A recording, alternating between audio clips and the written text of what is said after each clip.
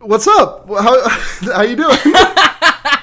Oh yeah, not too much. It's only been like a year or more. Yeah, well, a year for me, more for you. More for me. When was Mystics in Bali?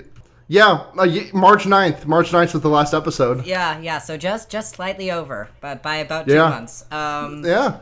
And for me, I was the last time I was on must have been the Schlocktober, right? Yeah. The year previous. Yeah. Nothing really has changed for me in the last year and a half. I got I finished my first year of grad school. I'm in grad school now also. I don't know if that was a thing that I mentioned in the last podcast. I did a year of it. My tits are huge now. Yeah, I moved in with my girlfriend Neve, who we all know and love. I just cooked a delicious chicken dish with pesto, basil, breadcrumb coating and everything. And then Neve made some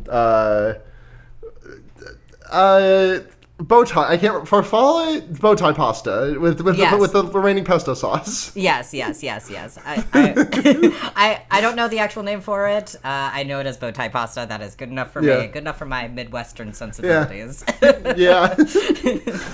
No, I mean. But that's the Yeah, no, I mean, I feel like it's weird how not podcasting for a period of time allows a lot of other things to start happening. One's yeah, and now it's I'm done with things happening in my life. It's time to settle down and start podcasting again. Yeah. Oh, things are very much still happening for me too. For sure. Yeah. You're but yeah. Well, things aren't happening for a little while, and I got time. Between all my other faggy events that I'm getting up to I say faggot a lot now. By the way, this was not a true thing about me a year and a half ago. It's. I mean, not as if I don't say it now, but it's yes.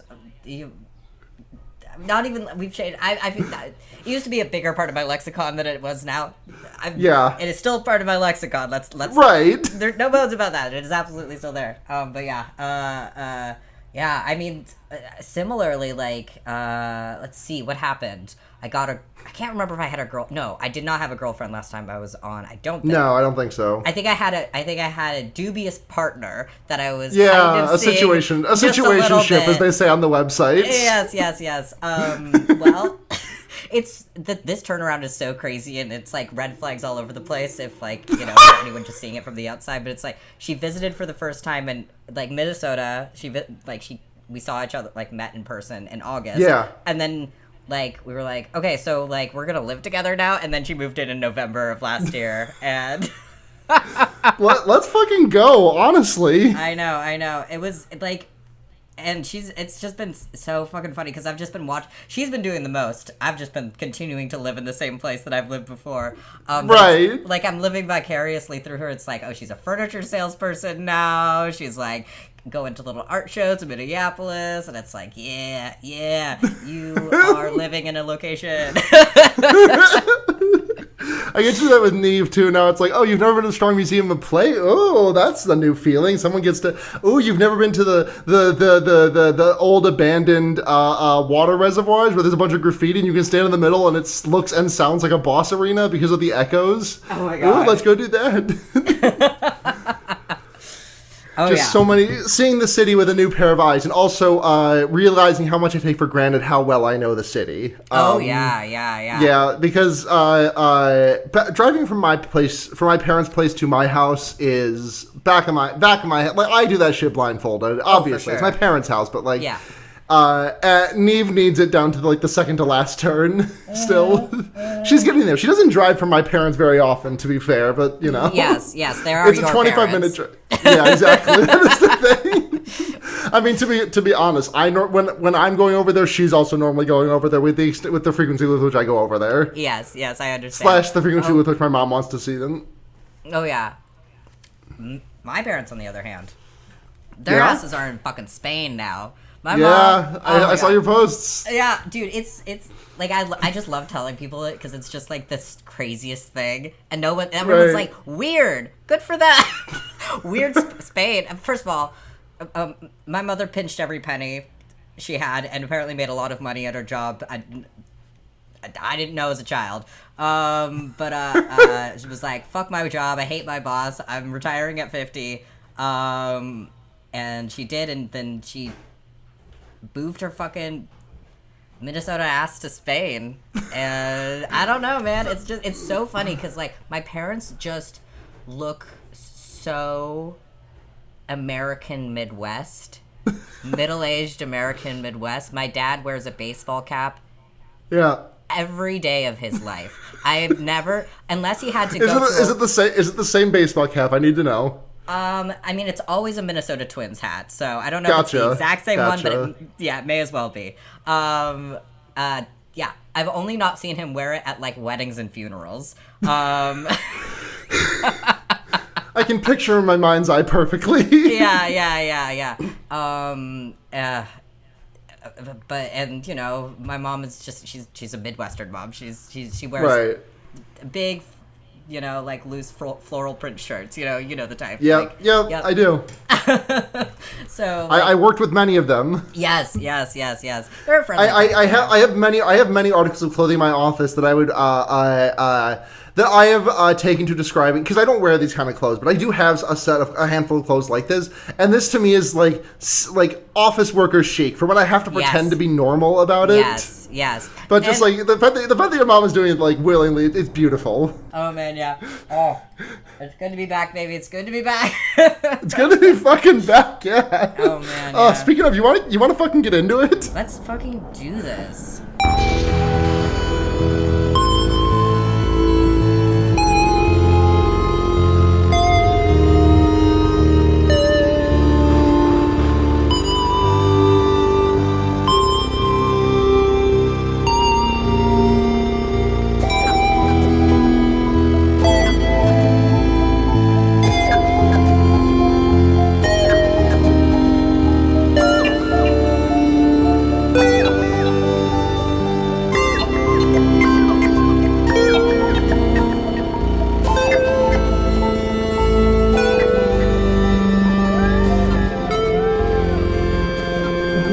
Rating, everyone. It's your number one Web 4.0 podcast. I am your host, Sarah Tigers, legally now, but that's anything that happened in the interim. Sarah Tigers' legal name. Nice. And I'm joined by my long-standing co-host, my beloved friend, near and dear to both your heart and mine, listener. I'm waving to the camera as if they can see me. No. Yes, it's me. It's Blair. Blair's back. Blair's back as like a permanent host. Reunited. For the foreseeable future. Yeah.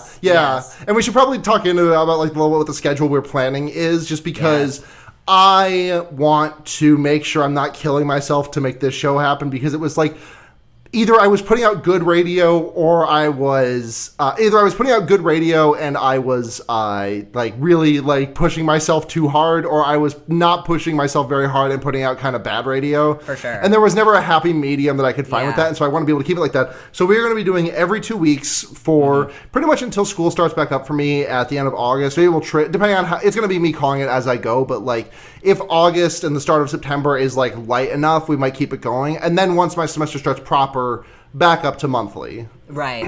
Yeah. But like, so to be completely frank, we're watching M3GAN this week. Or we're watching M3GAN. Yeah. We watched M3GAN. Yeah. Yes. A 2022 or 2023. Yes. Yeah. 2022. Feature. Starring a bunch of people who I didn't write down. I actually didn't do it. I was about to roll into it. I was like, what the fuck I did a bit of research. I mean, starring okay. Allison Williams, who you may remember from Get Out, who is so typecast in that role as Rose. She was so good in that role that like the first time I watched this movie, I was like, struck with an undercurrent of like, oh, she is going to turn heel at some point, just because of how strongly she plays that, like in Get Out. Yeah. There was what's his name? It's something Jordan. Brian Jordan Alvarez. Alvarez. Yes. The misadventure, whatever the fuck, gay life of Caleb Gallo. The gay and wondrous life of Caleb Gallo. Yes, I was just recently watching it because we're like, oh my god, it's Brian Jordan. Me and my girlfriend watched M3GAN. Yeah. We're like, oh my god, it's Brian Jordan Alvarez. We need to have nostalgia for like whatever 2018 or whatever. Right. Yeah. That's how I felt. Like a couple of months ago, a student asked me if I remembered if I was familiar with the most popular girls in school, and I had to like completely no sell. Like, yeah, no, I've never heard of that one. Because like I'm not. If I'm aware of that stuff, that is like not incriminating evidence, but it's like you get too much knowledge about me from that evidence that I know of that series. It's like yes. like you need to like I need to get to. I will tell you that I'm familiar with the most popular girls in school until you have gotten enough information that a lot of what you would learn about me knowing about that show is redundant. Like, okay, you have to at least already know that like I had a Tumblr in 2012 and like I was involved in these spaces and I was like saying things like all the feels or whatever, because that's I mean, we were millennials. We were all millennials. Right. Right. Once you know that about me, then you can know that I was familiar with and watched a handful of episodes of the most popular girls in school. Yes. But until then. Yes, exactly. Oh yeah. What a surprise to see him. And then I'm trying to think. I don't think there's anyone really of like significant like major. Yeah, no one major. No. A couple of like really good performances. Like the guy who played David. I did write his name down. It was God, I believe it was Ronnie something, but I cannot recall. And I am Ronnie Chiang. Shouts out to him. He is a delight in this movie. Absolutely, yeah. Yes. So M3GAN is a movie. Should we start about... with the? Yes, go ahead. We should start. Yeah, full rundown of the full like quick like synopsis rundown. Yeah, like broadly, M3GAN is about a movie in which we have our character's Gemma. Yes. Who, like, is it like a tech? She's like a Silicon Valley toy maker, basically. She's a femcel. Yeah. Then we have Katie, who's a newly orphaned little girl. Yes, freshly orphaned at the start of the movie. It's so funny. Yeah, we'll get into like 9-year-old Katie is orphaned after her parents are killed in a tragic snow truck accident. So funny. She is sent to her mother's sister Gemma, who is like we mentioned, this like tech lady. She is like just like a tech bro, but a gorgeous woman, and I know something about her is just deeply alluring as a result. Like I know she smells awful, and she has like a Reddit account that like she cares about the amount of karma that she has on it. I actually think so. She's like a different level of like autistic about it. I think she probably takes meticulous care of herself, but like with the most like scentless stuff, Yeah. She's like, because everything in her place is just so. Yes. Just so. And she doesn't want anyone else touching it at any point. Right. But so Katie gets sent to live with Gemma, who is in the middle of a production of a new and upcoming toy that is using artificial intelligence, probabilistic determination, whatever, input, output, whatever. And they hard left in the middle of it from the shitty little Furby that they're making to make M3GAN, or M3GAN, who is basically a 4-foot tall living doll. Yes. You've seen the trailers. For M3GAN. You know what M3GAN looks like and is. Yes, Everything goes wrong as things do often in AI horror movies. M3GAN starts killing people. Yes. The whole thing comes to a climax with Gemma realizing that she has been using M3GAN as a replacement for her as a parent, and fighting to the death with M3GAN. Well, actually, Katie does a lot of the fighting to the death with M3GAN. And then M3GAN gets killed and dies, but then she doesn't actually die because it's a horror movie, and there needs to be a sequel for M3GAN, and she is living on in the spirit of the voice the Alexa that Gemma owns in her house. I think its name is like Elsie or something like that. Elsie, yes, it's Elsie, yeah. Which actually I think is like a way better and more adorable name for like a little robot assistant than Alexa. Elsie, right. Like, Alexa, like, come on. Like, what are we doing with ourselves here? Like, come on. Alexa? Alexa, can you? This movie starts out in, like, I love the way this movie starts. Because the movie starts out with, like, I want to like put the little, not the whole ad, but just like the song that plays at the start. That's like, I had a pet, but then she died, and now I'm gonna get a forever pet that lives as long as I do. I had a dog, she was my only friend, but she got old and died. Now I'm alone again. Hey, sweetie, I got something that's gonna make you feel better. Perpetual pets are a dream come true, because now you've a friend that lives longer than you do. Perpetual pets are just like real pets, except that when you talk to them, they actually talk back. Amazeballs! But yeah, I so said fucking funny. The words I used, extremely jarring. Yeah, but it's very funny. It feels like what it feels like to me is you remember unedited footage of a bear? Yes. Like it feels like that hard cut to the ad in that, except for the thing is the thing that they're marketing is hyper intelligent kind of Furby-esque things that you feed and they shit. And there's an app for it, and it's this movie's just about technology, kids being on their damn phone. Right. For the most part. And the movie immediately opens, and it's as setting the tone of this is gonna be a horror comedy, and I really wish they followed that one through a little bit better. It's just once M3GAN becomes part of the show, there are still some funny moments. I think there's a lot of really, I think there's a lot of really some of Gemma's lines feel very funny in a British way, if that makes sense. No, and I think there's plenty of funny, it's funny, but I totally get what you mean. There's just first of all, there's just not enough jokes, and second of all, there's just this sort of there's too much space, it takes too much time being serious for me to find it ridiculous. And the thing is that the emotional undercurrent that later in my notes I have that the emotional undercurrent going on here is not it's surprisingly competent for a movie that for what I saw about this movie before I watched it for the first time, this movie could have just been 95% of the production's time and focus and energy and writing and everything went to M3GAN, and 5% went to literally everything else. And there was a surprising amount of competent story writing and character writing happening in this. And it just feels like it's trying to be so many things, and it doesn't do any of them particularly bad. It just feels spread a little thin as a result. Exactly. My read on it is really that it does do all these sort of emotion, deep emotional investigation and responding to trauma and grief and this really sophisticated way. And I'm why? It's fucking M3GAN. It's fucking M3GAN. It's that scene at the end of the Chucky. movie.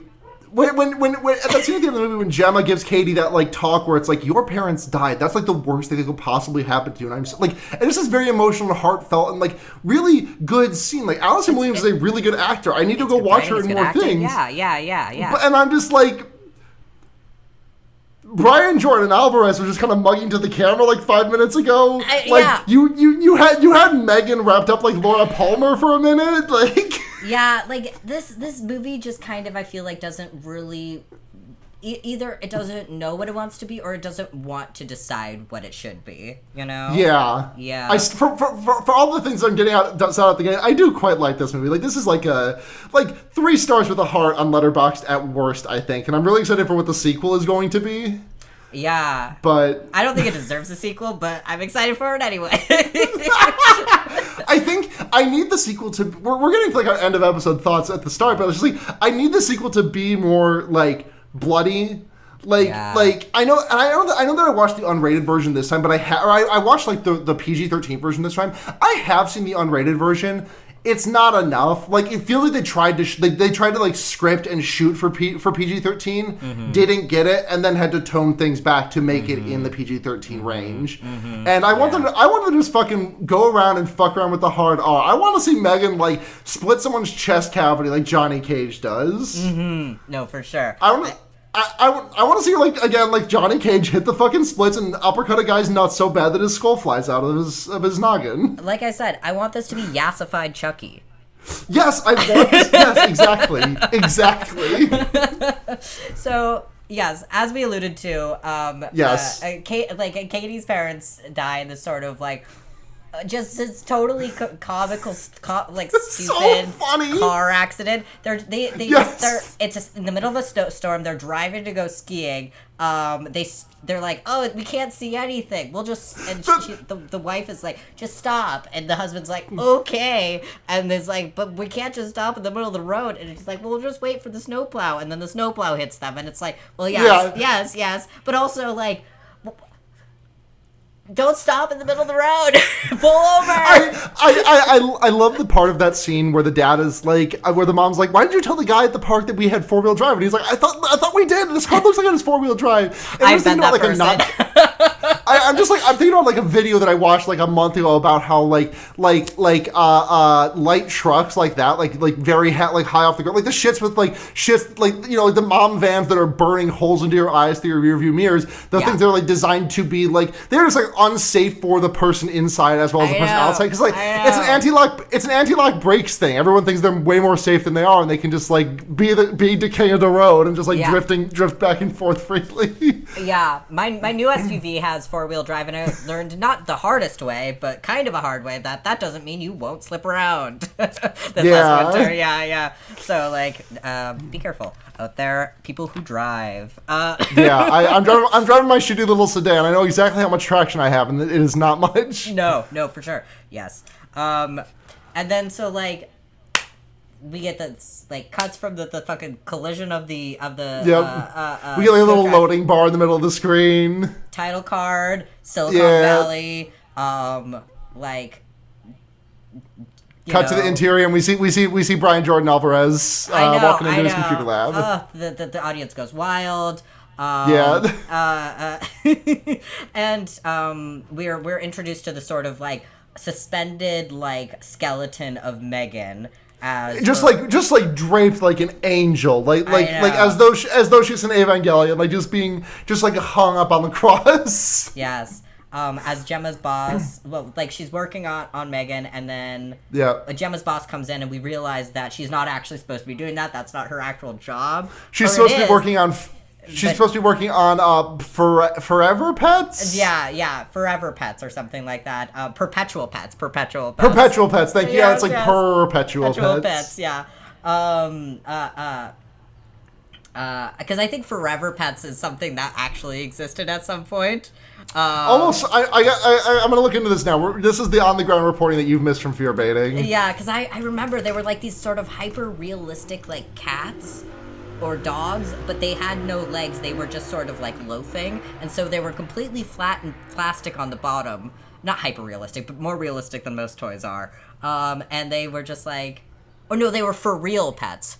For reals, yes. Yes. For real friends. For real friends.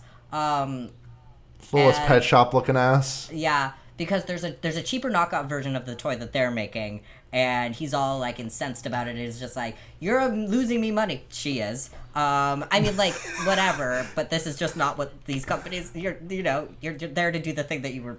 Whatever. Right. The thing is that, like, Gemma's boss is not a nice person, but he's also not, like, super wrong. He's not like, wrong. Far be it from me to take a boss's side. Like, I don't want you to think that I've changed that much of my time away, but, like, listen, I think bosses are allowed to be a bit of an asshole towards, like, Silicon Valley guys. Like, they've earned that a little bit, I think. Who are just, like, callous, like, just, like, sort of wantingly developing AI and sophisticated robotics. With listening chips for children? Yeah,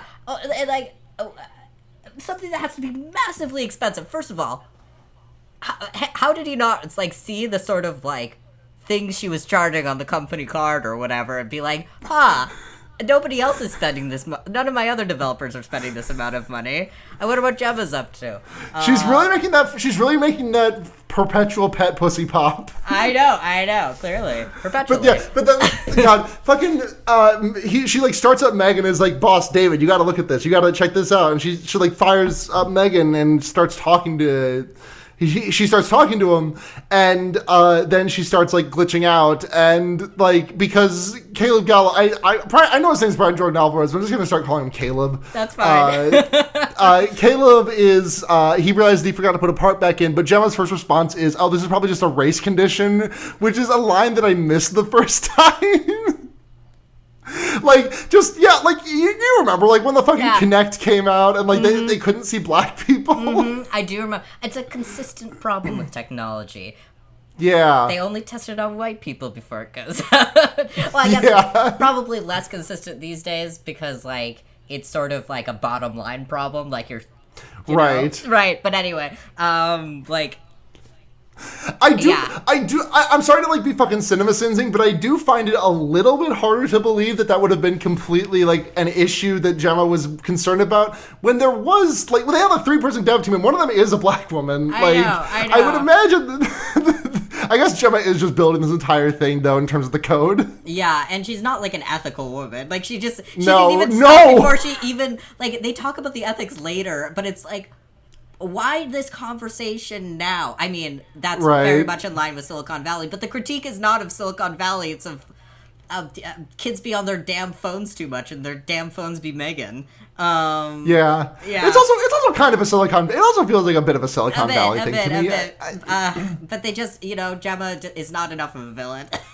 I don't know if she should be. The thing is, looking at all of what she does in a vacuum, like I think people are going to listen to this episode and think, how the fuck is this woman not a villain? Because of what she does versus like what she does to atone does not seem like very well meted. I don't. Yeah, no. But I actually love her so much. But yeah, she's a fucking piece of shit. No, Gemma is the fucking worst, but I don't think the movie realizes that Gemma is the worst, and this is not made up for by her having like a change of heart at the 11th hour and realizing, oh, I need to care about this child actually. This is a start of something. Like this is Vegeta having gotten his ass beat after coming to the planet as an invading Saiyan and Goku beating the shit out of him. Like this is the start of Gemma being a character that I can root for. But it's like the movie seems to think she is like done and dusted despite being like a really bad parent. Oh yeah, she's. She needed M3GAN. That's for fucking sure. She wants to be. She on paper wants to be a better parent, but does not seem to want to do any of the things that would necessitate being a better parent. Which, like, listen, I would not want to be a parent either. I don't think, but yes. So to that, in the middle of this sort of like freak out at work, because David is like, "Fuck you! Stop spending company money." Because the M3GAN head explodes. Like they literally just said that they spent like $10,000 of company money on like the mask alone. Yeah. Which like immediately got stuck, and then the thing exploded and could have easily killed one of the people present. Yeah. Gemma like gets a call from an emergency room, and then we get this sort of like brief little montage of Katie, which is our little girl, being in the hospital. We get like a 5-minute Manchester by the Sea. Yeah, being in the hospital. Gemma signs papers for custody. And then she's driving her home, and she's like, well, I don't know, like whatever. She's the new parent now. And she is so immediately like aggressively ill-equipped to the point it's like, why did you in any capacity agree to this? And like the sort of the thing that this movie gives us is that, I mean, it just but it like so weakly alludes to this, but it alludes to this like, oh, she has Gemma has another sister in Jacksonville that Katie could live with, but it's I think it's the husband's. I think it's the dad's family. Yeah, but it's but so in-laws. But it, I guess like the problem is they don't actually say anything other than it's Jacksonville, Florida. Do you know, like like it's like that's the assumption. She just doesn't want her niece to live in Jacksonville, Florida. Which I mean, like, listen, if the relative of mine grew up to be a Jaguars fan, I would just be heartbroken. I got sports jokes now. I care about sports in the meantime. Ooh. Watch out. I only know about local teams. And whatever people tweet about basketball. We meet another character, the neighbor whose name I don't remember. Celia, I believe her name is. Delia, right? Celia. Delia. One of those. Yes, one of those. And she's got a dog named Dewey, who's this German Shepherd who is just completely untrained. And is just, like awful, which is not his fault, but like, he's a fucking German Shepherd, Right. It's a big aggressive dog. Yes. And I was like, and it's like, this dog will cause problems in the future, and it's like, yes, movie will. Yeah. She like walks into her house, and Elsie, her Alexa is like, "Hello, Gemma. You have 6 new voicemails and 5 new Tinder notifications." Yeah. Gemma's like, no. And so cold and awkward, brings Katie in, is like, here's my little, what are those? Those are toys. No, they're collectibles. You can't touch them. And she's like, okay, I'm traumatized. And it's just, there's a big scene of like Gemma saying, okay, good night, Katie, I'm gonna go to bed now. Yeah. And Katie's like, not gonna read me a story? No, and then, the whole thing is like, oh, she's so technological, she doesn't know how to be a human being, so she has to download a story on her phone. She has to download a story on her phone, but it has to update the app first. I'm just like, I get what you're going for here, but also, like, Gemma could easily find, like, some story on Google without having to update an app. Oh, yeah. But, that might be Silicon Valley brain, just like, oh, no, I've got an app. It's proprietary absolutely. Technology that someone developed that I can click on. Ooh, apps are better. Yes. I make a lot of... I joke about that, but I have been that bitch before. Like, absolutely, 100%. Oh, yeah. Yes, I could Google what's the weather going to be like tomorrow, but I want an app that I can click that tells me that with, like, 40% consistency when I click the button. Yeah. And then, but yeah, she like we cut to the next day when her coworker Tess calls her and it's like, hey, your sister just died? Because Gemma's just like, yeah, we have this presentation on Friday, and Tess is like, Gemma, your sister is dead?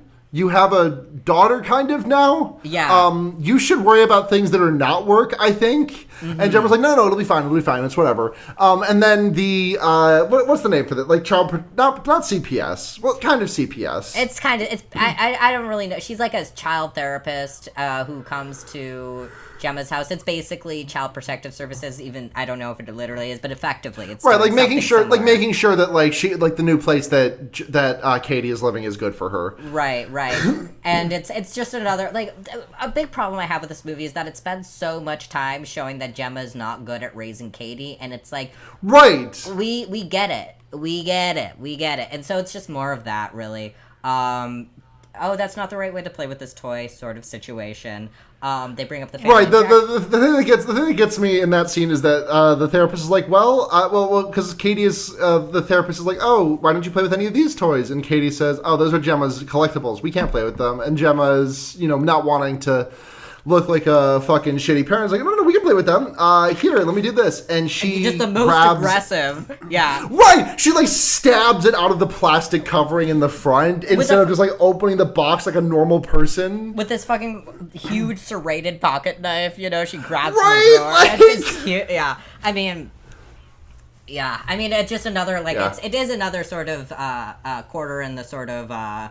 Gemma is definitely sort of a femcel lesbian jar, but like exactly. No, that's it goes completely unmentioned, which it's just very strange. I love it. The therapist turns to her and is like, Gemma, you have got to quit being such a goddamn femcel, or you're gonna lose this kid. And she's going to go to her parents in Jacksonville, and then like we cut to Gemma saying, okay, Katie, I have to go do work for a couple of hours, but you can take care of the house on your own. And here's you have no limit on screen time. Here's your iPad. And then just hard cut to like, it's like probably about 12 hours later, give or take. The Gemma just like holed up in her woman cave coding. Her woman cave. Well, she's actually working on this very, very Y2K looking like program where she's just dragging and dropping faces on different like pets. It looks like fucking Purple Place. I know. And then Katie comes in. It's very cliche, but whatever. With this like, Katie's I've got a crayon drawing. I drew some monsters. Yeah. And she's like, there's a tiger here. It's a tiger with blue hair and pronouns. And Jem was like, I'm making creatures too. And Katie was like, my parents died when I was holding one of those, so I don't really want. But she doesn't say that. But that's like obviously what this is. Right. And then she's like, Jem was like, oh, I've suddenly become inspired to be an empathetic human being. Look, I have this big old toy called Bruce, which I think was like a sort of like master's thesis or PhD level sort of thing. That's a PhD made. For sure. No way that's a master's. Right, no, for sure. The huge robot, very like I don't know, District 13E, I don't know. Like kind of looks a bit like for any hashtag gamers in our audience, it looks like a bit like if Pathfinder from Apex Legends was like thick as hell. Like if he was just like twice as thick in every twice as wide on every like piece on every connector, like that's what you would get with Bruce here. Yeah, and I mean the thing is about the scene is that like it works for what it is. It makes Gemma a more interesting character, so showing someone who's been like dedicated to robotics for like her entire academic life probably, and like interested in making. I think this also gets like.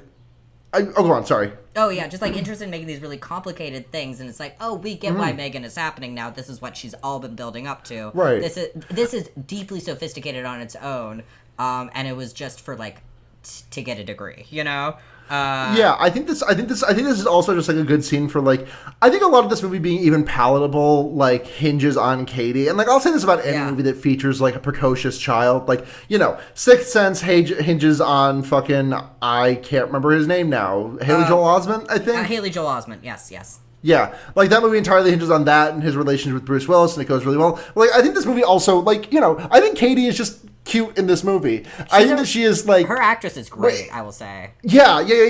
I think that she is a little bit like hurt for both. I think this is a movie that was. I think it's like if you took her actress out and like plopped her in another movie where it's like a very much more serious meditation. Like scrap the M3GAN plot and you just put her in like a somber movie about just like a girl losing her parents and like her shitty relative that she has. Like I think that would be great. Like if you just like scrap M3GAN from this plot, I think you'd have a real winner. And then if you also scrapped, I think you could also get a real winner out of her if you scrapped like any of the emotional core of this plot and just made her like not be traumatized about her parents. But the fact that she's having to balance between like being deeply traumatized by having one of the worst possible things in the world happen to you at age 9, and also being.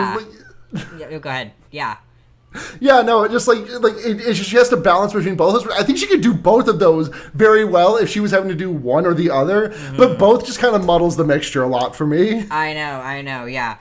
Oh my god, it's exactly like, that. The dead family, the dead family feels like the dead family is not like a new thing in horror movies, but like I feel like the kid is a lot less active in the story, in Aliens, for example, the kid that Ripley like picks up in Aliens, like the kid, it's been longer since then for sure, so the kid's a little bit more active than you would expect, but that kid is still much more like a thing to be protected rather than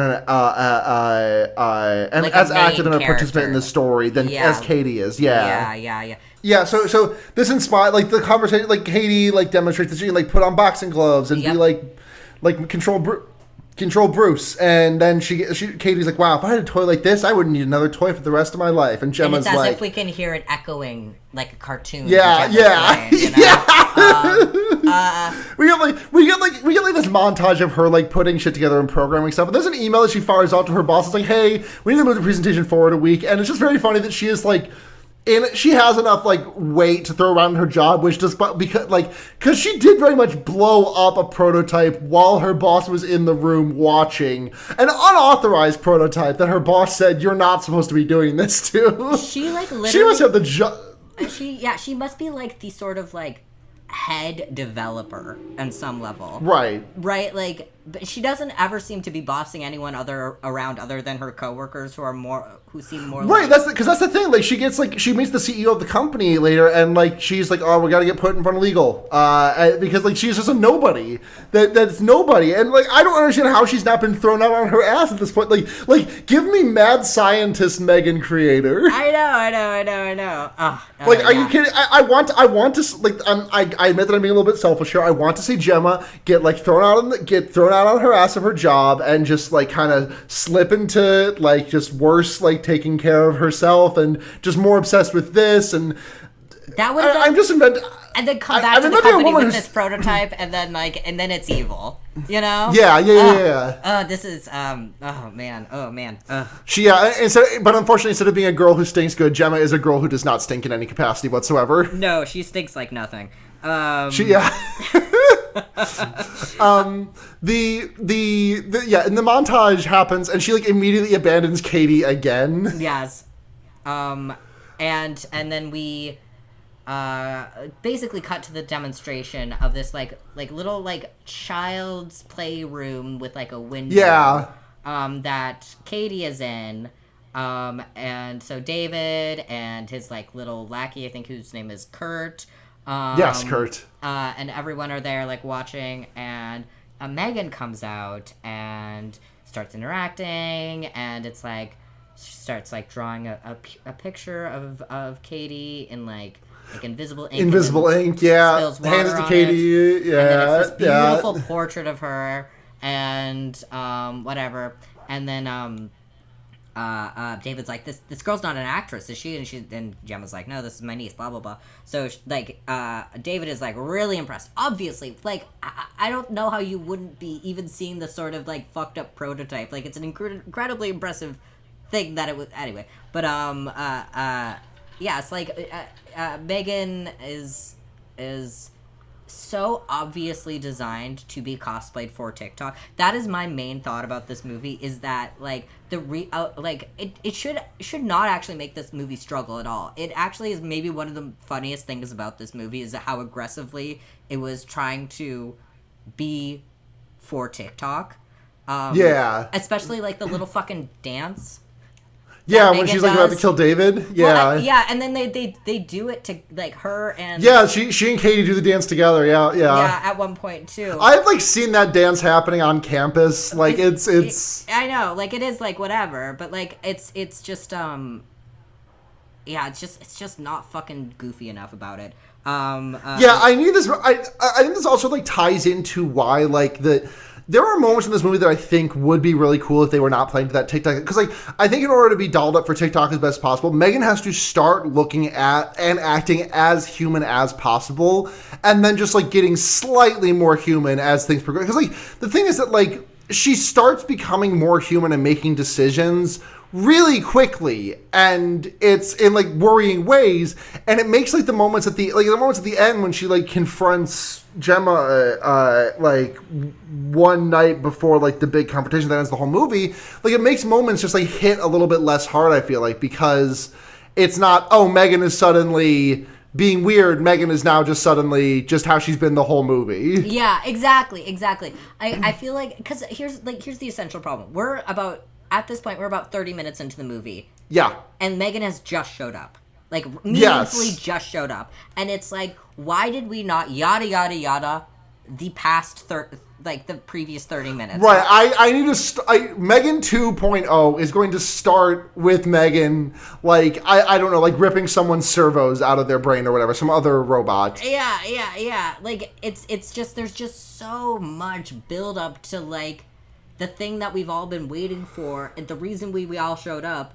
Why is this movie called M3GAN if like we have to wait 30 minutes for her to be, to her to like girl boss around, like I don't know, like right, like I don't know, like I sit down in my chair, I watch Final Destination 3, and within 10 minutes someone has been pasted, just turned into a fine red mist. And it's like, and the conceit of this movie is like at that level of this is not fucking Get Out. Not even like Get Out was like that. Like, I mean, it was sophisticated, but it's not like it was like. Here's perhaps a better example. This is not fucking Lake Mungo, Like, yeah. This is not. The thing is. And the thing that drives me crazy about this movie is that, like, it doesn't do anything really badly, I don't think. I completely agree. I think that, like, I really like the cinematography. I think, like, all the actors, even, like, the most minor one. Like, I think the kid who plays the shitty son who gets turned into a paste by the truck, I think he's great, which is, like, they just do so many things good to pretty damn good in this movie. A couple of things great. Like, I love M3GAN. One, she's, like, firing on all cylinders. Like, I wanted to write down every single thing she was saying to put in my notes because it's just so fucking batshit. Right, and like, but like it just doesn't cohere in any capacity. It just feels so disjoint. But so we, M3GAN does her invisible ink trick, and David says this will be the moment that we kicked Hasbro right in the fucking dick, or just right in the dick, depending on which cut you watch of the movie. Yep. You can very clearly tell the edit if you're watching with any, like, it looks wrong even if you don't know it's coming. Like, it just looks bad. Right. And then we get like a commercial. Well, it's like a commercial. What it is like Gemma is like reading the script of what the commercial will be, overlaid with clips of what M3GAN is doing in her house, which is like taking over a bunch of like, you know, reminding Katie to like flush the toilet. And, like, we get this like thing of like of Allison Williams responding to it like Katie is her roommate, where it's like, Katie, flush the toilet, it's not that hard. Like, with a tone of voice you would not at all reserve for a 9-year-old, except for one that you have been like parenting since they were 1 or 0 years old, maybe. Exactly. Yeah. And then we also find out that M3GAN can diagnose your child with autism. Yes. we get this voiceover of Gemma being like, "will help to notice developmental disabilities," and we get like this shot of like M3GAN cocking her head as Katie plays with an abacus. Yes. And there's another like thing that's like at least like perhaps race conscious, but not really like whatever. In like a very Silicon Valley way, is like, and a bunch of different like M3GAN is customizable, and it's like 3 very pale different variations of skin tones, basically. They say there's 6 of them, and then like 3 they show like 1 black skin tone and 3 different white skin tones. Yeah. And it's like, I mean, perhaps it was intentional. I just like, the thing is like, it's hard to see what because it's the rest of it is so serious. The story itself is so serious. Right. I need this to be more of a send up of Silicon Valley culture, because like I can feel like it is on the second go through. I can definitely taste a lot of that stuff. Yeah. But it's just not quite enough. I feel like yeah. No, I really think the problem is like, this movie can't be about trauma and Silicon Valley. It can't be a satire on Silicon Valley and about a grieving child. Like, because like the grieving child storyline asks us to take this movie seriously and not think it's making jokes about itself. The Silicon Valley thing is like, we're making jokes about ourselves, and it's like, this one is way more present. I think you could definitely do like, if you want, you would have to go like really black with it, but like I think you could make like the grieving child and Silicon Valley story work, but you would just have to go for a lot darker humor than is on display here. Like I need some like I need like. Did you see Manchester by the Sea? I did not see Manchester by the Sea, but I'm aware that so I'm gonna spoil the middle of Manchester by the Sea, because the thing is that you watch the first like hour and a half of the movie of like Casey Affleck being the saddest man in the world, thinks that he deserves to die, and you find out why, which is that he was out of his mind on cocaine and went on a beer run at like 3 a.m.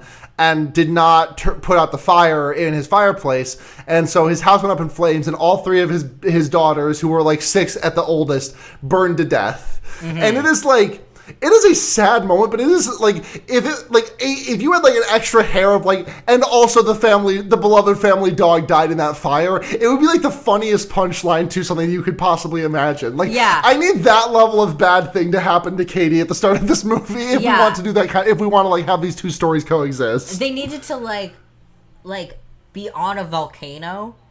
And it while they were standing there on vacation. Like, because the thing is that near the end of the movie, we get like this ad reel of Katie's being like, "Oh, my name's Katie. I'm 9 years old, and 2 months ago, my parents were killed in a tragic snowplow crash." It's just like, in my notes, I say, if a child said that to me with like full sincerity, I would burst out laughing just on reflex. Yeah. But I mean, it's just, I just like, I want it to be more. I need it to be more. It needs to be more.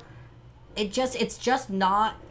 It's a little. I think it's a little afraid of that. It's a little afraid of being callous. But it's like, this is fucking yassified Chucky.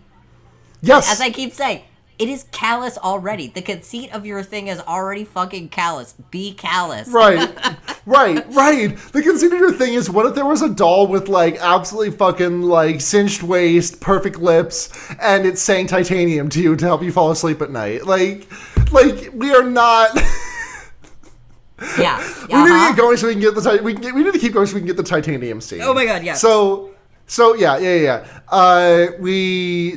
M3GAN is greenlit, basically. M3GAN's greenlit. M3GAN also learns about death, and she becomes the lonely stoner who seems to free her mind at night, staring out the window, just like contemplating the fact that death is a thing that can happen. And as soon as she's aware of death, she's like, murder. Evidenced by the fact that Katie is playing outside one day, and loses her little... She's LARPing in her front yard. Yep, her little suction cup arrow that she's playing bow and arrow with in the neighbor's lawn. And it's like, we know where this is going. That's fine. I like when things like this are predictable because it's like, it hits. It still hits. Yeah, exactly. She goes to retrieve it because she asks M3GAN where it is. She identifies it. She goes to retrieve it. Yep. Or M3GAN goes to retrieve it. M3GAN gets attacked by the dog. And then Katie... And so then, gets ripped out of her circuitry in the process. Yep. Katie's freaking out, obviously. Tries to save M3GAN. And we cut to Gemma inside the house, listening to a podcast. And all we hear is, you're just... If you're hearing this, you're listening on the free feed of our podcast. Please consider subscribing to skip this ad break. It's so funny that she doesn't pay for it. That's right? Isn't that so funny?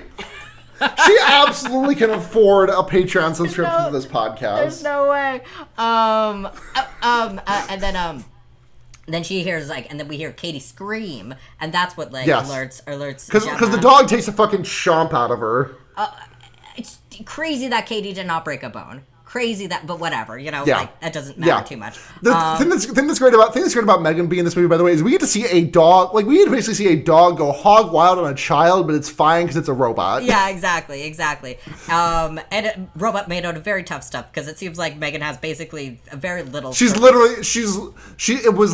song was foreshadowed because in the ad reel she is literally identified as having a skeleton made of titanium. Yes. Yeah.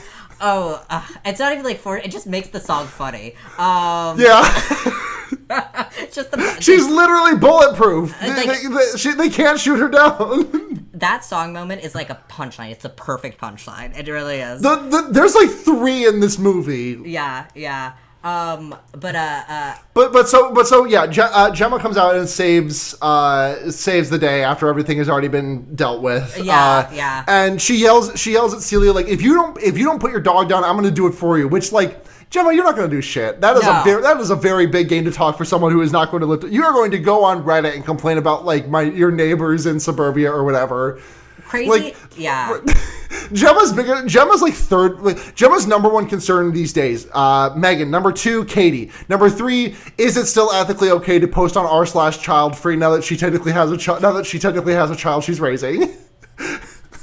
Oh man, she definitely does, but she probably gets banned from it because she has a child, I assume. Yeah. It's like the sub, the guys who one thing the Nope Never Broke a Bone subreddit, and the guy whose hand is turned to smithereens, and everyone's just give him the 21 gun salute on his way out the door. Yep. Exactly. The cops come to her door. So the least one of the least believable things is the cops are like, yeah, we can't do anything about this dog. I mean, I don't know California law, but it's famously, if a dog attacks someone, historically speaking.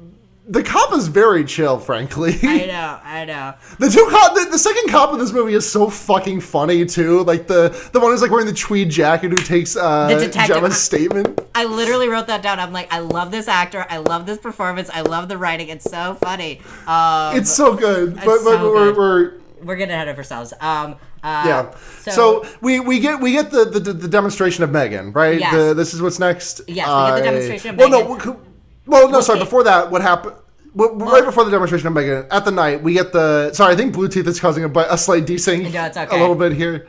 What happens the night before the demo is that we hear Celia crying in an auto-tune voice for Dewey the dog, and then we just see it peek its head up to the hole in the fence, and M3GAN's hand reaches through and grabs it, and presumably snaps its neck or whatever. Yes. And then we go to the next day, where Katie is just very upset. Yeah, she clearly doesn't want to go. Gemma very manipulates this child into going to doing this demonstration right after she just got which is, I think, a good writing, a good characterization. Gemma is not a good person. Yeah. Yes. So they do the demonstration. The whole demonstration room is filled with people in like nice looking clothes or whatever. Katie is looking a little despondent. M3GAN comes out and is like, "Hey, let's play a game. Let's do all this nonsense." And Katie just starts breaking down, crying.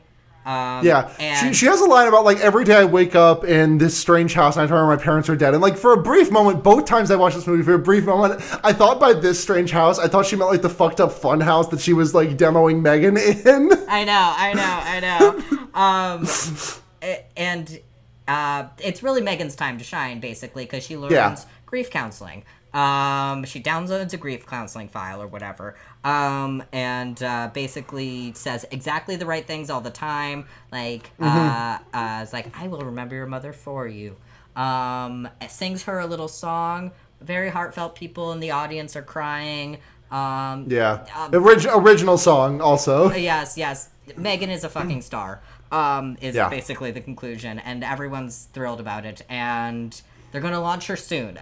The turnaround in this thing is crazy, because these things must be, like, billions of dollars to manufacture. Like, at least millions of dollars to manufacture. At least $1 million to manufacture it. At least a single $1 million. Yes, which is a lot of money. But they're just going for it. And it's like, okay. Yeah. And it's like, it's next week. Gemma signs a new contract and everything. Everyone's all excited. We also see Kurt stealing some business secrets, which like barely comes up. I know. It comes up literally at the end of the movie. It comes up so that to give M3GAN a believable story as to why Kurt would kill himself. Yeah. So like, thanks for serving M3GAN's plot or whatever. Yeah, Kurt. But so we get like, we go to the end of the day that like Gemma, M3GAN, and Katie are like having hot dogs. Typical San Franciscan dinner. Right. And I think this is like one of the first like direct allusions to like M3GAN being almost like an analog of like, you be on that damn phone too much. Where like she just can't, like, Katie can't get M3GAN's attention. Like, she's obviously like really dependent on whatever. You know, I don't know. They just have a heart to heart. M3GAN, like, Gemma apologizes.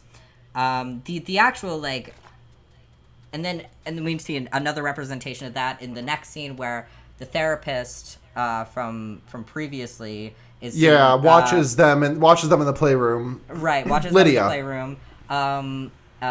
Like, Katie starts crying because she's fucking sad about her fucking parents. And M3GAN freaks out about it and like basically threatens Lydia. Lydia like has a conversation about Gemma with it later, being like, so have you heard about attachment theory before? Which is just, I mean, it's a little bit overwritten. You could have said the same thing with less words. It's fine. Basically, what the audience is being told is like, Katie is forming a problematic relationship with M3GAN because M3GAN is this totally untested sort of artificial intelligence that seems to be doing pretty well, but we don't know what sort of like variables are going. I mean, we as an audience know because she has killed a dog at this point. Yes. And the thing that Lydia says is like, and she looks at, you know, she's gonna look at this, whomever this figure is in her life who replaces her parents. She's going to mimic their behavior as well. Right. And so Katie's gonna dance. So Katie's gonna do a silly TikTok dance and kill people. Yes. Well, I would love to see Katie do that. Frankly. I mean, I think like what it materially like amounts to is like Katie like getting this ego. Well, not even ego, but just like the sense of like untouchableness. Like, M3GAN will protect me against anything. You can't tell me what to do at any point. Because like M3GAN said so, and I'm in charge, and I have M3GAN. And I wield the power in this relationship, Gemma. Yes. The next main thing that happens, I believe, is they go to like the camp thing in the because Gemma's stupid fucking car, by the way. I know.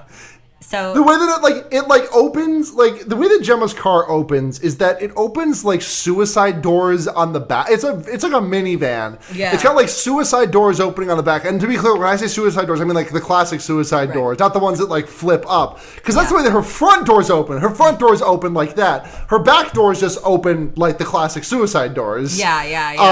And I hate her stupid car so fucking much. I know. But yeah, so they go to, so it's like a sort of like wilderness outdoors, like Montessori, whatever, like school, because like Katie was apparently homeschooled, and Gemma, like, in all fairness to herself, just can't. She doesn't have another partner to earn an income, you know? Like, she economically, it's not economically soluble for her to homeschool Katie. Yes. Fair enough to her on that one. I'll grant her that one. And so she goes to this thing. She gets kind of. I interpreted this as her getting clocked because like she gets like roped into making sandwiches and someone like hands her a pickle jar to open because her old lady bones can't do it. Like I'm sure this is just you're younger than I am. Please open this. But to me, it just very much read as you're tall and have masculine features. Can you open this for me? Absolutely. Listen. Allison Williams kind of has some trans femme swag. I like completely get what she's like. In this, she's coded. You know. Yes, absolutely. Yeah. Because like Katie, like she's in such a bad mood. She doesn't want to be here without Megan. Megan is sitting there at the doll table, and all the kids are getting together to hunt chestnuts. Katie gets paired up with the aforementioned Brandon, who is this sort of shit-heeled kid who disrespects everyone and calls his mother by her first name. Yes. His mom calls out to him, and he responds, "Fuck off, Holly." Yeah. It's actually really funny. Yeah. It's such a good moment. It works all the time. Like this sort of joke structure always works for me. And I don't know. What happens is what you probably would expect to happen. Right. He gets too much with the toy, and Katie is like, or Megan is like, I don't like that, actually. I'm going to kill you. I'm going to tear your ear off. Yeah. And, like, absolutely. Like, I have watched the unrated cut, even with that in mind. Put some pussy into this ear pull. Like, come on. I know. Like, I know you give me the payoff at the end of, like, a faraway shot of this kid being turned into ground beef by a truck. Right. But like, let me see some prosthesis happening here. Show me that ear coming off and make me say, ew, gross. Yeah, I mean, it's already like, but it's like, do it. Right, come on. Yeah. But yeah, so like, yeah. Katie is bullied. Megan comes in. Megan gets fucking battered and then destroys this little boy, and he rolls down a hill and gets hit by a truck. Technically an accident, though obviously intentional by Megan's behalf. Yes. So awesome. That's we don't really get that scene does not really get a resolution. Just kind of like jumps like, to the So it's like I guess we're just not dealing with. We have to mention Megan's dumbass 4-legged run. By the way. Oh my god. She like drops down on all fours and like runs like a jungle cat. She runs like a wolf girl. She runs like those girls. Yes, in middle she runs like a warrior cat. She would role play as like warrior cats in the woods. Oh my god, I knew so many of them. I did say that scene doesn't really have a resolution. The way the scene resolves is like a bunch of like, a bunch of cops are like interviewing parents and children at the thing, like just like, flashing lights, kind of soundless, and we just keep coming back to like Megan sitting in the car, just like staring angrily out the window, like analyzing Katie's face. Yeah. So the cop comes back and is like, hey, have you seen the old lady's dog? It's been missing. And the cop is just very recent. There's this very funny scene where like Celia shows up on Gemma's like driveway, and the cop is like, I told you not to come over here. Come on. You're literally not allowed to be over here. And then like after the cop leaves, we get like jump scared very briefly by Celia like banging on the window, and then like is like, Gemma, I know it was you. I'm gonna fucking get your ass. And then like the cop just comes. I was like, I literally just told you can't come on. Let's go back to your place. It's just very. Yeah. The two guys. I know I said this already, but the two cops in this movie are just very funny. They are. They're well written. And well acted as well. Yeah, and then we get Katie being like, "Did Brandon died? That's so sad." And Megan's like, "If heaven existed, it wouldn't be for little boys like Brandon. I'm gonna sing Titanium now." It's so funny because what I wrote down is like, Katie asked Megan if she killed Brandon. Megan tells Katie that heaven doesn't exist and then sings Bulletproof. Bulletproof? Yeah. Titanium. The song's Titanium. Titanium, yeah. But it's like, yeah. Yeah. Because she is made out of titanium. Then, next line, Megan kills Celia with weed killer. Because that's basically literally what happens. She's like, oh, this bitch is problematic for me. Yeah. Because Megan lures Celia in with dewy cries, and like the thing that I wanted more than anything in this scene that I feel like it's just a no-brainer to put this in there, and I'm really surprised that they didn't, honestly, is like because like Celia walks into the shed and we stop hearing Dewey's cries, and Megan walks out of the shadows and starts talking to her. But what I wanted is like Megan to walk out of the shadows and just like open her mouth and not moving her jaw at all, just like have like a voice box produce the sound of like her dog in pain, like fucking Stitch in Lilo and Stitch when she like puts his finger on the vinyl. Yeah. No, exactly. I don't know. This is a fun kill for me in that like the sort of the way that Megan is present there is fun because she's got a lot of quips. You know, she's like she's very quick, but like. I want it. Yeah. She's like, "Where's Dewey?" About 35 feet southeast and 5 feet deep. Yeah. This scene is like Did you watch rated or unrated? Do you happen to know? I have to like. Did you see her face dissolve? Did you see like the bone on her face when this was happening? I don't believe I did. So I think I did watch the sort of just straight up PG-13 version of it. Yeah. The unrated version of this is a little bit worse, honestly, because I think it's better left to the imagination. But like, I think they could have like made it a little bit more, even with that in mind. Sure. Like, I think they could have done. I don't know what they could have done to turn up the stank on this, but like, certainly, like. A tool shed kill is always great because it's just like, okay, here's a bunch of things that are really dangerous, and you've just got a whole playground of them, and like. Nail gun, that's a classic of a tool shed kill because like she uses the nail gun to lock Celia in place. Definitely, pesticide is that's a new one. That's something that we don't see very often. I wanted like one or two more tools to get worked in there. Yeah, though the pesticide is a nice Chekhov situation. Yes, definitely, because we do get that earlier because she offers like, hey, you want this pesticide / power washer? She offers it to Gemma after like getting a bunch of chemicals on her driveway. Yeah.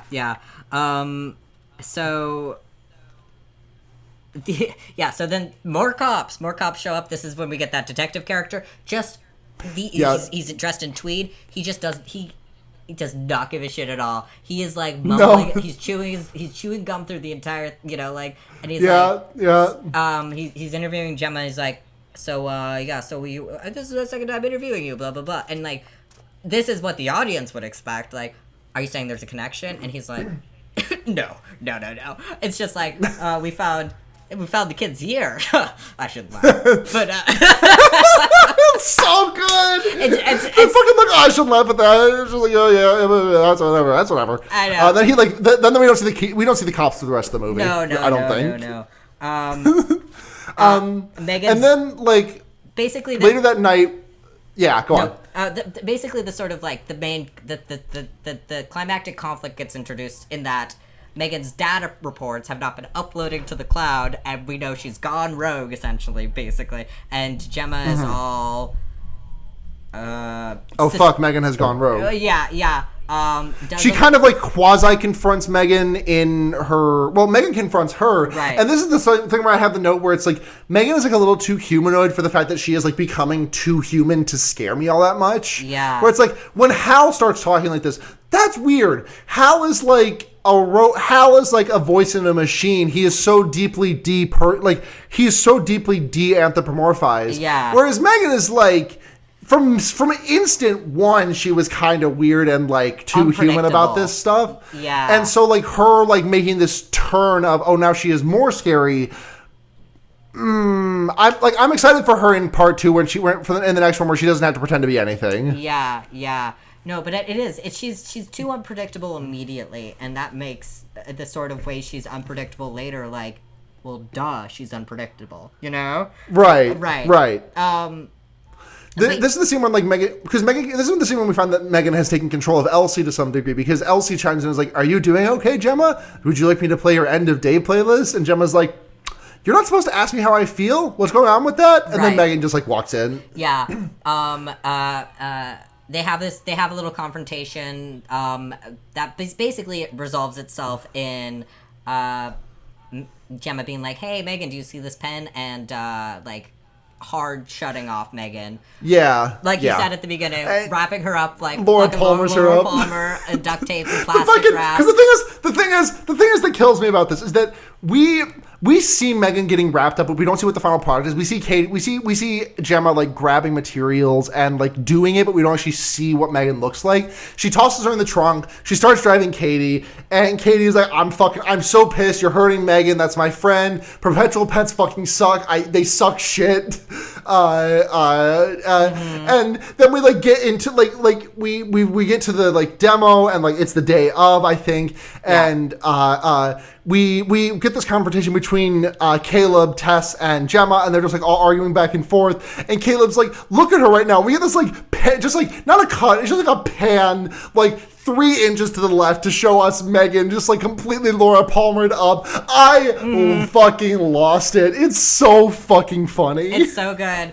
Yeah, when they're discussing the sort of in like like whatever pseudo tech terms, the problems here. Like M3GAN twitches and falls over, and Brian Jordan Alvarez is like, fuck. It's just like it's not good, and everyone's like, we shouldn't launch this. This is not a good idea. We're not ready to do this.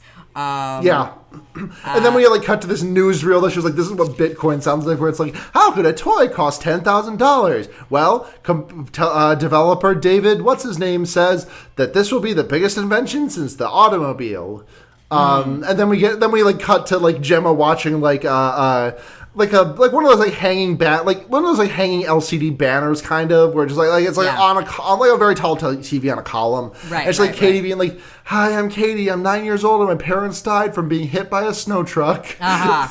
And then like it does the thing where it like pans out to David in like the 80s suit trying to sell me a computer, and he's like, "This M3GAN will be great for anyone, even kids who don't have dead parents." Yeah, full turtleneck. And then we get like the scene. Then we get the scene that I was talking about earlier, like the really good emotional undercurrent where she's like, "Your parents died, Katie. You don't have to be okay with everything. Like you were supposed to not be okay with it." And it's just like a really nice moment. And it's still got me wondering, what the fuck is this doing in M3GAN, the movie about the yassified Chucky robot? I know. And it's like, it's this sort of emotional resolve moment where Gemma's like, oh, we can't do anything. Everyone's fine we just need to, M3GAN is a problem.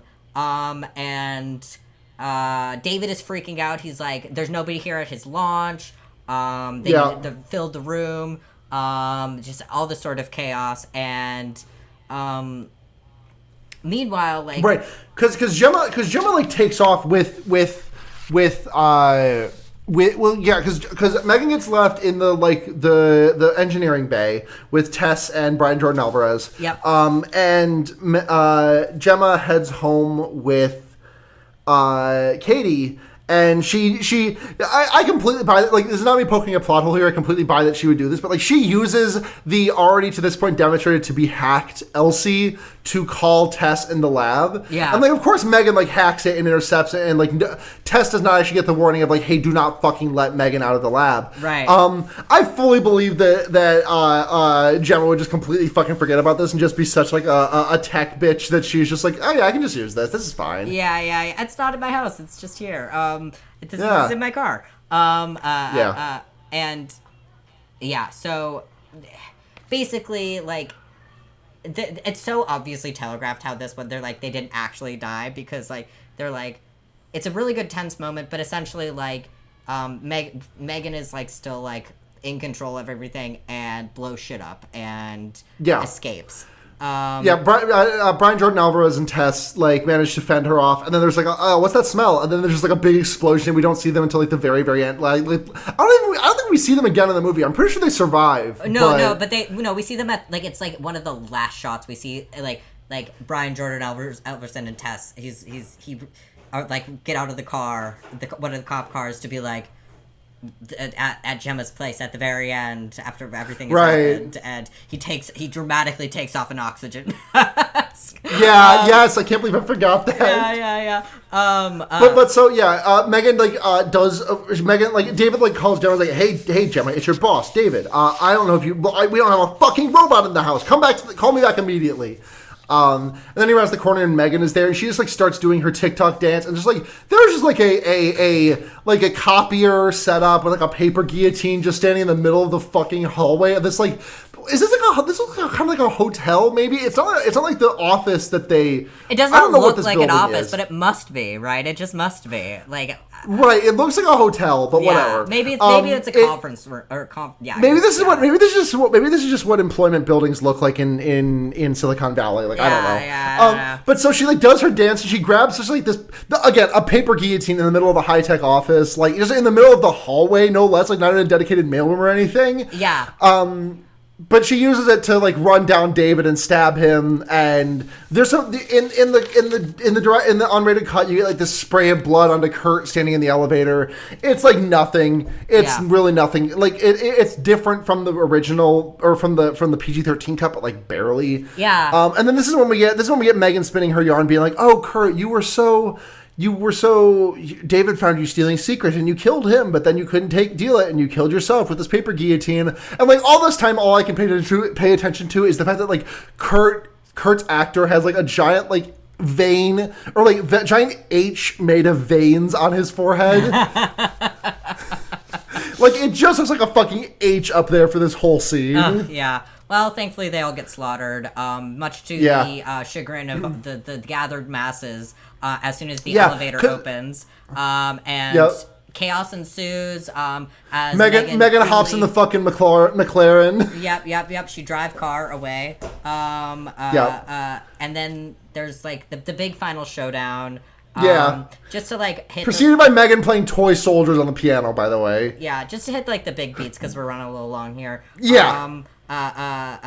So on the piano, the intimidation game stuff happening. Gemma and Megan fighting. Well, then Katie comes out and is whoa, and they have to do this sort of charade because Megan threatens to murder Gemma. Anyway.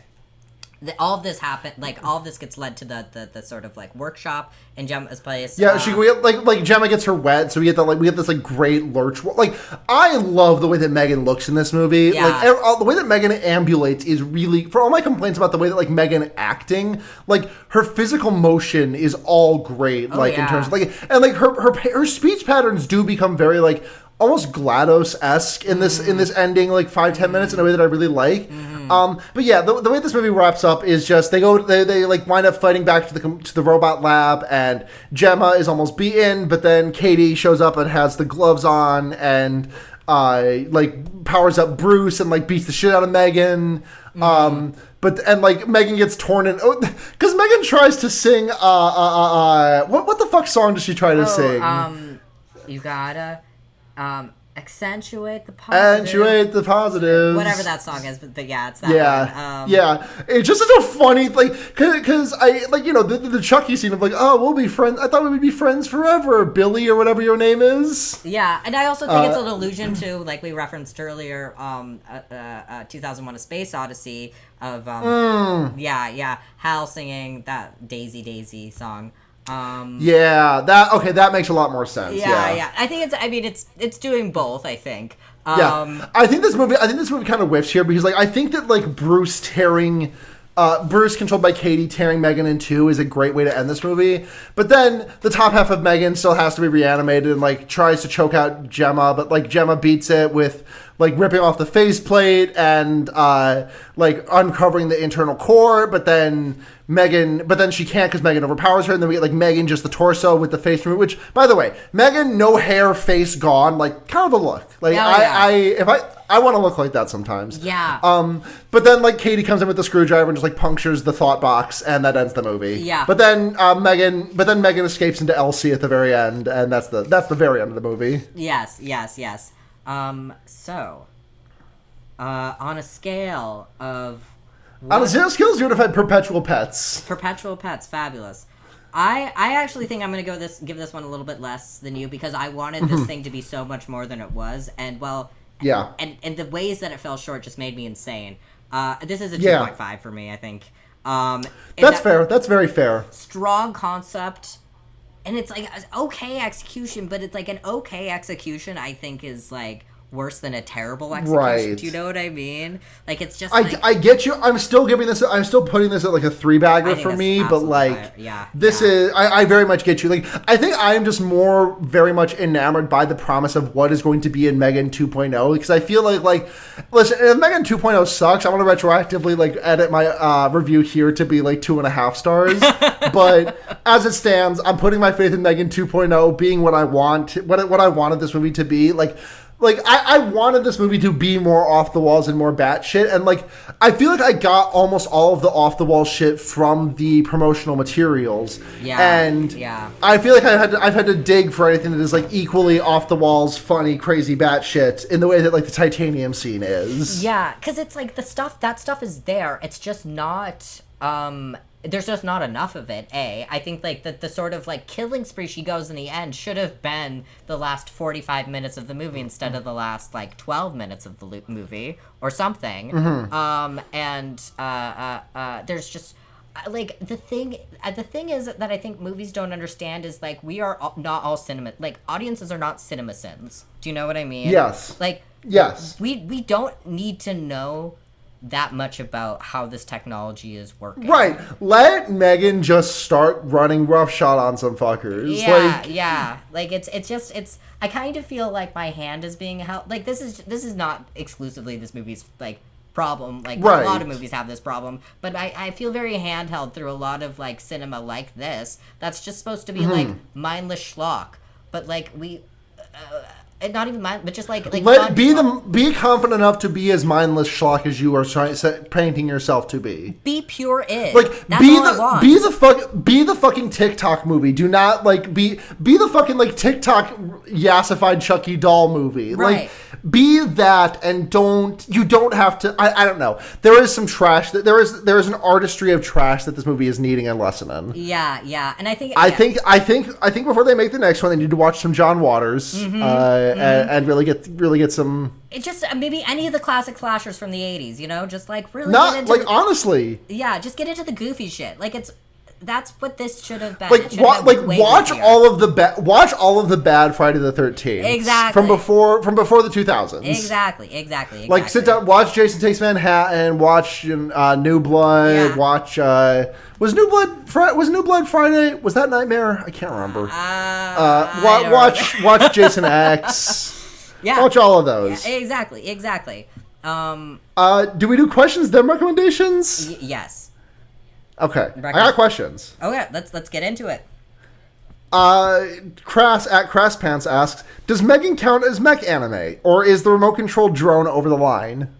I am not an expert in mech anime. I would say if it counts, it would be just barely. Like, I think whether or not M3GAN counts as mech anime is entirely dependent on if you count Metabots as mech anime. Sure. Like if Metabots is mech anime, then so is M3GAN. If Metabots is not, then M3GAN is not. Like, yes. And I think that I would call Metabots mech anime personally. Sure. I think it's more like Pet Battler Shonen in terms of the actual archetype, but I would still count it as a mech anime. That's fair. That's fair. Because it's fucking big robots. But they're not that big. But you know, like it's like human-sized robots. Human-sized robots, yes. Yeah. Let's see. Prior to call me Maester because I be Crescent. Antigone Progony. Prior to M3GAN, who was the most slay horror icon? Oh God. What is this fucking? I have an answer for this. Oh, please go ahead. Mine's Pinhead. Oh. That is a better answer. I was gonna say, fucking Nightmare on Elm Street. What is it? Freddy Krueger. Oh my god! I was like, I knew his first name was. You've been away for too long. I knew his first name was Freddy, but I was like, what's his fucking nuts' last name? God damn it. Yeah, but no, Pinhead is the better answer, I think. So I'm gonna. Yeah, definitely. I mean, Clive Barker was gay, right? Is gay? I don't know if that fucker's still alive. I do not know. I do not know the answer to this question, but probably. Yeah. That's what I'll say. Yeah. Knowing nothing, probably. Okay, La Creatura at Diplobrakis. Throwdown between M3GAN and Brahms from The Boy 2, parentheses, actually haunted, end parentheses. Who's your money on? Unfortunately, it's M3GAN, because Brahms is, like, made out of, like, porcelain, you know? Yeah, like, as haunted as you are, like, I think haunted has much more, like, domain over, like, things that are biological in nature and not electronic. Yeah. Sorry, Brahms. Bye, Brahms. Would you buy / own a M3GAN? What about a Meg Foreign from Pumpkin Prolapse at Orvadia Aaron? Absolutely not. I won't even... I scolded my parents for getting an Alexa. I will never, ever. Yep. No. So, Big Challenges at Bigger Challenges asks, is it just me or are the perpetual pets way scarier than M3GAN ever is? 100%. The perpetual pets fucking freak me out. I don't like those things. Yeah, this They have human teeth. Another version of this movie that's better is a movie that is about that and is basically like, what if Furbies were scary? Yes. Yeah. And then the sequel is M3GAN. They make, like, this is the backdoor pilot, because, like, that all crashed and burst, and then they make M3GAN. Yeah. This is my alternate universe. Dan also asks, I think one of the strengths of this film is that Gemma gets to suck in ways typically not afforded to a female lead. Mm-hmm. What other types of fail women do you desire to see in fiction? I love a woman who is married to her job like this and is just constantly fucking up everything else in her life because she is so married to her job. I love that she doesn't have a fucking single nurturing bone in her body. Not meaningfully. No, and she also has, like, no romantic interest in the movie aside from, like, the 5 Tinder notifications that she has. Mm-hmm. She is not, like, dating anyone. There's no romantic interest. She is not doing anything. She is just caring about her and her toys collection. Exactly. I don't know. I just, like, other fail women. I would just like to see, like, I don't know, like, I don't even know if it's, like, interesting to have women written, like, fail dudes, because, like, that's boring, you know, like, at this point. Fair. Yeah, like, most of them, you know, the sort of general concept of them is, but I don't like, I don't know. I want what I want out of a protagonist. I need, like, an overlap of cringe and fail here. What I need is, like, that fucking YouTube video of the 2 furries that's, like, Foam Journey or whatever. They're going to Joann Fabrics to buy a bunch of foam for furry things, and they're just being, like, really obnoxious and kind of cringe about it in public. It's like, to be clear, I can't remember the name of this video. It made me cringe a lot as a kid. As an adult, fuck yeah. Go get your foam, act like a weirdo in public. Who give a shit? Yeah. But I need that energy out of a protagonist. I need someone who is, like, fucking weeabooing, like, coming up on 30 and doing weeaboo shit in public. Yeah. And to your earlier point, like, I would be so much fun if she was a fucking disgraced mad scientist. Like, that would be like a blast. Right. Yeah. Right. Yeah. This is why Doc Ock in Spider-Verse is the best one that we've had. Oh yeah. Mm-hmm. I'm gonna say we have a couple other questions, but I think because of the length, I am gonna call it with this one, and I'm gonna use some girlfriend priority here. Okay. What from Femme Fatale at Nickel Wolf? Great display name. Mm-hmm. What is the male M3GAN counterpart intended to be marketed for what is the male M3GAN counterpart intended to be marketed to boys named? What are the distinctly for boys features he's promoted with? Oh god. So come up with a name for boy M3GAN, and what does he have that M3GAN girl does not? I think he can wrestle. I think boy M3GAN can wrestle. I'm thinking maybe something like it's gotta have like an AE sound. I'm thinking maybe like a Braden or something. Oh yeah, it has to be. Oh yeah. Yeah. Is that BARY or BARDEN? BRA. Oh, it has to have the Y in there. Yeah. Okay. Yeah. Braden can wrestle. What else can Braden do that M3GAN can't? Actually, no, I was thinking BRDEN, and I think that one's good too. Anyway, BRAD, that's pretty good also. Yeah. But I think that he can. I think that he can call things gay, which M3GAN's anti-homophobia processing will not let her do. He can get liquor from he can pass with a fake ID at the liquor store. What do boys do? He can smoke weed in the backyard. Wait, that's what wait, hold on. Is that what boys do? I've been doing too much boy shit. The girls do that too, of course, but I don't know. I just like I was barely aware that he played RuneScape. I don't know. Right, like this should be a question that I know how to answer, but the thing is that I did not have a social life in any capacity, so I don't really know what boys do either. Yeah. In my experience, boys tend to spend a lot of time cursing the fact that they were born a boy. Yeah. Which, I mean, I don't think that really quite passes the smell test for all boys. You can play dress-up games on the computer. Yes, yeah. He can tell you how to build a really visually appealing female player character in create a character game. He can read a lot of manga. Yeah. Watch a lot of anime. The usual stuff. Yeah, he can be a really big fan of Inception. Oh yeah. He comes with 6 presets of favorite movies, and they're all Christopher Nolan movies. Yes.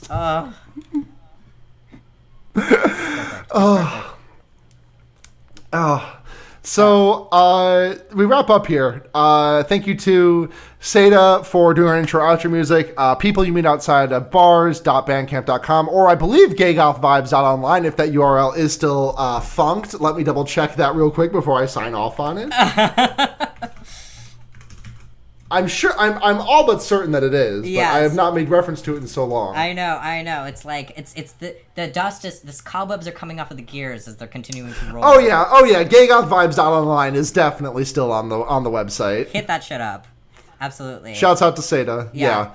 Shouts out to Blair for doing our beautiful cover art. Yes. Shout out to Blair for coming back also. Yeah, shout out to Noisepace.xyz, our beloved podcast network. You can find me on you can follow me on Twitter if you want at SunhatZhenya. I'm pretty much only going to be retweeting this podcast for the time being. I kind of just don't go on main at all anymore these days. Yeah, I'm pretty much exclusively existing on my alt, which is like it's fun, but I'm not just gonna hand out the @ for it. Yeah. You have to get to a certain. But yeah, you can follow me on SunhatZhenya if you want. Yeah, I won't stop you. Yeah, you can follow me on Blair Kitch. I'm addicted to posting and deleting tweets. You can also find me on at FearBaiting on Twitter. Yes. Just that's the podcast. Yes. Yeah, the podcast. Noisepace. And did I forget anything? I think that's. Listen, I have other podcasts, but none of them are active right now, so I'm not going to plug them. We're getting back into it, you guys. Be patient with us. Yeah, honestly, like cut this, Blair. But I was talking to Seda like the other night when we were playing League of Legends together, and they were like, "Yeah, I mean, maybe this is the start of the Wonder Year coming back," and I was like, I would be down to finish the Wonder Year because we have like 5 books left. I know tops. We're so close. I can't let that go unfinished. I need to close that chapter of my life. I know. But all of that being said, yes, I've been Sarah. I have been Blair. And remember, you can put a fucked up guy anywhere. Good night, everyone.